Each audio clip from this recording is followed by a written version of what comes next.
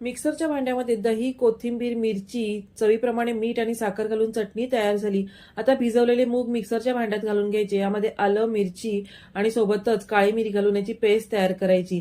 आता या पेस्टमध्येच आपल्याला चवीप्रमाणे मीठ घालायचे, कोथिंबीर घालायची, हळद आणि हिंग घालून याचं बॅटर आपल्याला फेटून घ्यायचं आहे. इथे आपण इडलीचं बॅटरचा अशा प्रकारे डोसा तयार करून घेऊन आपण जे डाळीचं बॅटर तयार केलं होतं ते यावर पसरून घेतलेलं आहे. यावरच आता आपण 1-2 ते 3 मिनिटं दोन्ही साईडनी खरपूस भाजून घेतल्यानंतर चीज घालून घेतलेला आहे. आता फक्त जर डाळीच्या बॅटरचा आपल्याला डोसा तयार करायचा असेल तर तो देखील आपण अशा प्रकारे तव्यावर तयार करून घेऊ शकतो आणि दोन्ही साईडनी खरपूस असं आपण भाजून घ्यायचं आहे. अशा प्रकारे पौष्टिक आणि आगळा-वेगळा आपला लहान मुलांच्या टिफिनसाठी किंवा नाश्त्यासाठीचा पदार्थ तयार होतो. तर याची संपूर्ण सविस्तर रेसिपी आपल्या चॅनलवर देखील अपलोड झालेली आहे किंवा लिंक तुम्ही स्क्रीनवर पाहू शकता. तर हे डोसे दही, चटणी आणि सॉस बरोबर अतिशय चवीला अप्रतिम लागतात.